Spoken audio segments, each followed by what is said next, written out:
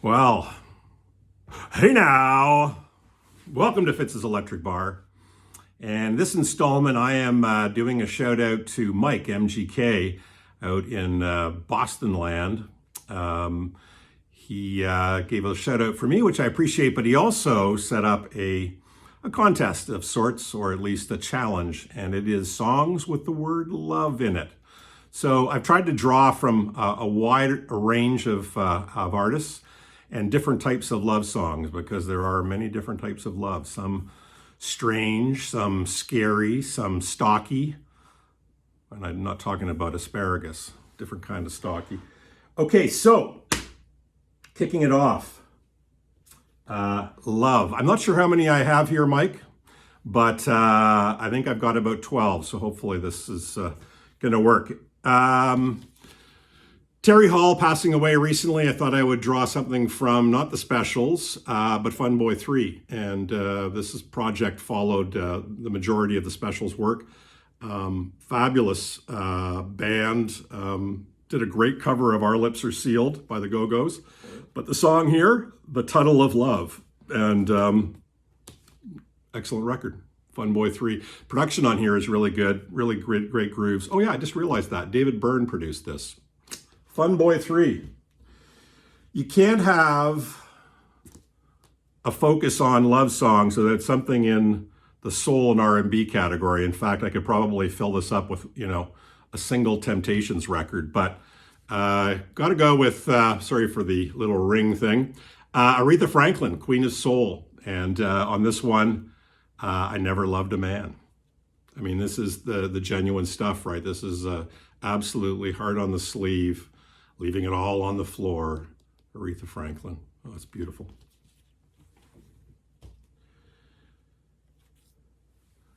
Buffalo Springfield. Sit Down, I Think I Love You. This one, the title just cracks me up. It's, if you were falling in love with somebody, be it a guy or a girl, would you say to them, sit down, I think I love you?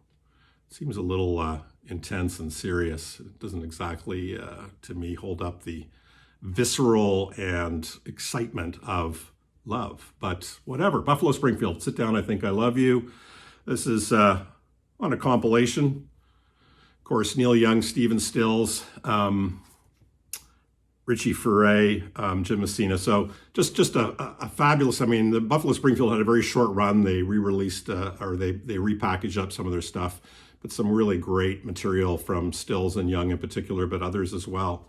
Probably focus on this again a little bit more in the future. Anybody who watched one of my recent videos, the Dots and Loops contest album covers.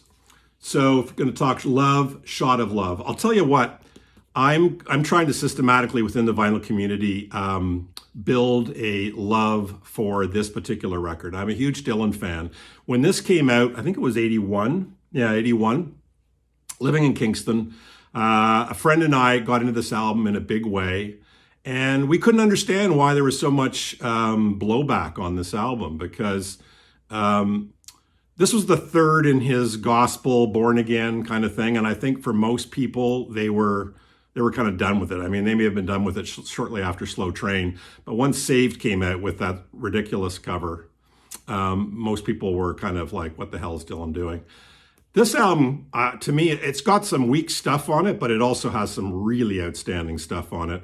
And the title track, Shot of Love, is great. And if you have any doubt about that, you've got to listen to, this is the box set, Trouble No More, which is over the period of Shot of Love and Saved and Slow Train Coming. But this is a really good box set. So this is the Bootleg Series Volume 13. And I will direct you and point you to Live Shot of Love. I believe, so you could probably stream this if you wanted to listen to it.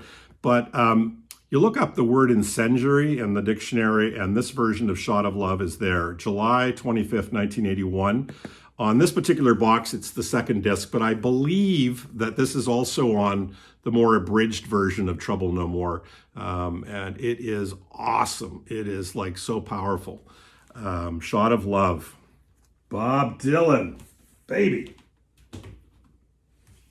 Now for a little wrinkle in the love the Love Brigade, as it were. XTC, you know what this one is? Love on a Farm Boy's Wages. Wow. I wonder how much love you can get on a farm boy's wages. I guess if you're with a farm girl, maybe quite a bit. But how about with a factory girl? Would a factory girl be interested in a farm boy? I don't know. XTC, love on a farm boy's wages. Speaking of Love Parade, must have gotten into my brain, but the Undertones, they're a band I just loved. Love, love, love. And they've got Chain of Love on here, but the one that I really love off this record is Love Parade. I think Love Parade was a single off this record. Outstanding. The Irish Mix, the Undertones. Got to see them a few times. Fun live band. One of the loudest shows I ever saw. I think I mentioned elsewhere. I think I had, like ringing ears for about 3 days after seeing them at the El Mocambo in Toronto many years ago. Here's to you as a love song. Okay, I promise not to sing anymore. So The Damned, Machine Gun Etiquette. God, this record is so good. And the lead-off song, Love Song. Love, love, love, love, love, love, love, love song. Something a little different from way back when, and this is more about loving nature than a person. Who Loves the Sun? Velvet Underground. This is another one which was not initially well loved. I'm overusing that word. John Cale had left the band at this point in time. Lou Reed, I think, by the time this was released, had also left the band. But it's got Sweet Jane and Rock and Roll on it. So, and it's also got Oh Sweet Nothin', which is one that I think it seems to be one that the algorithms bring up quite a bit, at least on my feeds to Spotify or Tidal. And it is a great, great track. But Who Loves the Sun, baby? Who loves the sun? I do, especially living in Vancouver. I could use a little more of it. So, to continue on with the diversity, I Fall in Love Too Easily. I was so tempted to start singing it, but I've saved you some grief. But Chet Baker sings. Chet Baker is just awesome. To me, there are certain jazz players that have a certain mood or tone to their playing and singing, and in this case, singing. But Chet's vocals are so much like his trumpet playing, just absolutely gorgeous, mellow, creates such an incredible mood. Chet Baker sings, I fall in love too easily. I fall in love too fast. I fall in love too hard for love to ever last. We had the Terry Hall kind of tribute with Love, and I'm going to do that now with David Crosby, and the song on this kicks off the album is Music is Love. Such a lovely song. You notice that? I got that into the adverb, no, the adjective. The production on this record is so good. Songwriting is fantastic. You've got members of the Grateful Dead and the Airplane, and so some just amazing musicianship. And I think they were creating some great alchemy at Wally Hyder's studio outside San Francisco. Music is Love, David Crosby, R.I.P. Now one that's maybe a little more obscure. This woman, I think she came originally from Central America, but established home in Montreal, and that is Lassa. Sadly, we lost Lassa, I think because of cancer, but she has such a great voice, such a powerful voice. And the song that I just really enjoy is Love Came Here in particular. The production on this is outstanding. Now, I think, if I'm not mistaken, that this is a Peter Moore production. And Peter Moore produced the Cowboy Junkies, with that monaural microphone that they all went around at the Trinity sessions. I'm not going to bore you with my search here, but I'm pretty sure Peter Moore produced this. This is a great record. Do suggest you give it a listen, and Love Came Here is a good entryway into the Lassa catalog. It reminds me a little bit, the production and the sound and the band and everything, of Bob Dylan's I Can't Wait, or Can't Wait, which was, I think, off of Lovesick, and is on some of the bootleg series. Very like big and sparse sound. Like, in other words, it's very echoey and has tremendous tone throughout it. Lassa's Love Came Here is like that as well. I'm not keeping track of numbers, but I think I've got 12 in total. This one here, almost menacing, PJ Harvey. This is one of the demos from Stories from the City, Stories from the Sea. Been really enjoying this series from PJ Harvey. The album covers are great. I love, like, it's kind of a real matte stock, and the colors pop. The blacks are just incredible. It just sounds like something that's not of interest, but it is really, really nice. Nice inserts, like a nice sleeve inside with really good picture. I will show you. How's that? The lovely Polly Jean Harvey. And the song off of this one, This Is Love.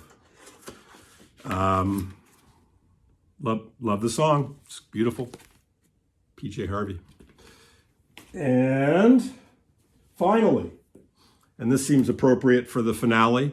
I mentioned this a few times in my videos, but I have lost records in various, maybe not floods, but water damage. I fear a lot of other people have gone through that too.